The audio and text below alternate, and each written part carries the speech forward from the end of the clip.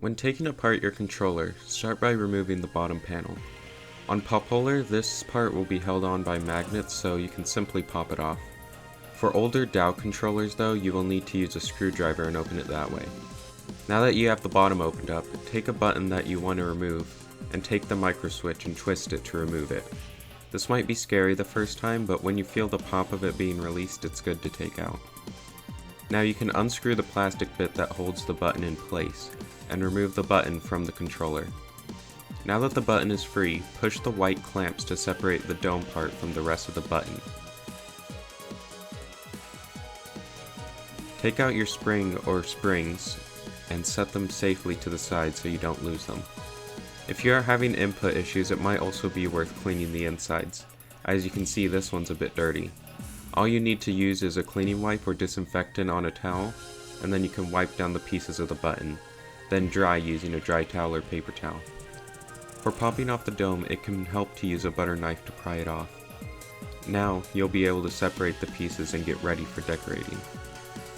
There are probably ways to get cleaner and better looking designs for your buttons, but what I did was use standard printer paper, print off the images at a big enough size to trace using the circular piece that's in the dome part of the controller, and then I just cut them out using a pair of scissors.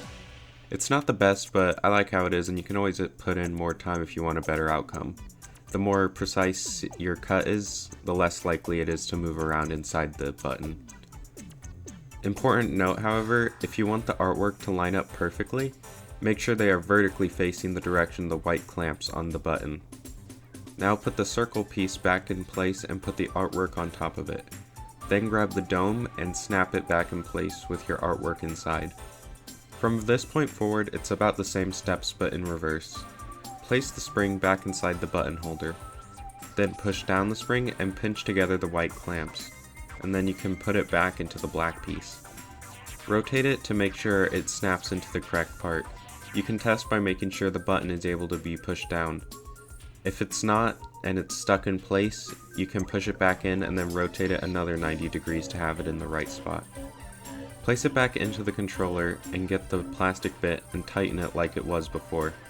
Make sure you do this before you put in the microswitch, otherwise you'll have to repeat this step. Also, for some controllers, you may not want to tighten this bit all the way, as it can cause some input issues. Most of the time it seems that DAO will be somewhat loose, while the Popoller will be tightened. Now put the microswitch back in by putting it into the center of the button and twisting it. It may take some time to find where to put it, but you will soon feel it and going into the right spot, and then you can snap it into place. Push the button, and if you hear the clicking sound of the microswitch when you press the button, that means you've got it. So just repeat the process for each button, and the finished product should be something like this. If you have any more questions, feel free to let me know in the comments, and I hope this video was able to help.